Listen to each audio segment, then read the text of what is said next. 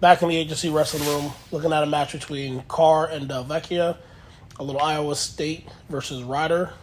Little known fact, my brother actually wrestled at Ryder on a wrestling scholarship out of high school back in the early 90s. So we're taking a look at this match. Take a look at a real quick scramble and some pretty good defense. So they're hand fighting, they're circling around the mat. He takes a couple steps back, and Vecchia is able to get in on his ankle. The first thing that David Carr does is he stuffs the head. As Vecchia goes in to shoot, super important, stuffs the head, right? It lowers the hands of Vecchia, gets his chest down, gets his hips down, right?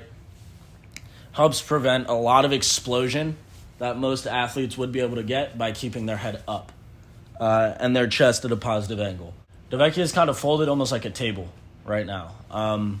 His back is flat, completely parallel to the ground. He's not in the best position. He's a little extended, all because David Carr stuffed the head. Right after he stuffs the head, he turns and he's going to go to dive away. It prevents Vecchia from being able to climb above the knee.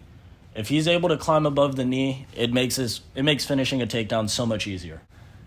David Carr turns his hips in, right, squares his chest up to be facing across Vecchia's shoulders, and he goes for the Shin wizzer.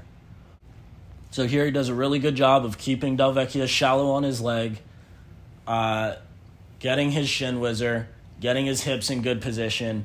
And if you look at how his back foot's planted, he has it so that his ankle is flat on the ground. This isn't for no reason, right? His ankle's flat on the ground because underneath your shoe you have a lot. That's where you get your stoppage from. If he puts his foot flat on the mat, Vecchia is able to drive into him and then stand him up just because the surface on the bottom of his shoe. So he keeps his ankle there for more mobility, so if he gets pressured into, he'll be able to slide. But if he needs to plant, he can just plant and go right away. Look at where David Carr's left hand is. It's not out to the side, right? He's not putting it behind him. He's throwing a crossface right now. This is to create space between Vecchia's shoulders and where his arms are and where his head's at, because he can't go anywhere and finish a takedown if his head's not anywhere close to the body. But David Carr has his shin across the top of his thigh. That's going to prevent him from being able to drive all the way through and finish the takedown and capture his hips. So he points his knee down and gets his toe up. He's going to drive into Vecchia first. And after he drives in, as we see the camera angle switch, he just limps his leg. Steps in, toe down, into the mat, hips in, boom. And now he's free from the shot, right? So one more time. He pressures in, uses the leverage from his right leg to stomp his left, knees pointed down, his toes pointing up. He keeps his wizzer strong, right? He's putting a lot of pressure in.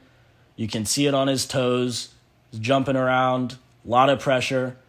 And then right when that grip starts to loosen up, he points his toe down and stomps onto the mat, right? Doesn't stomp backwards. He stomps in, pushes his hips in, and uses his wizzer as an overhook at this point and jacks it up. And all that pressure gets him out of this single leg. You know, you can have the ring, but I want my robe back. Nice low single by Vecchia. 10 seconds. Nice job of getting that foot down.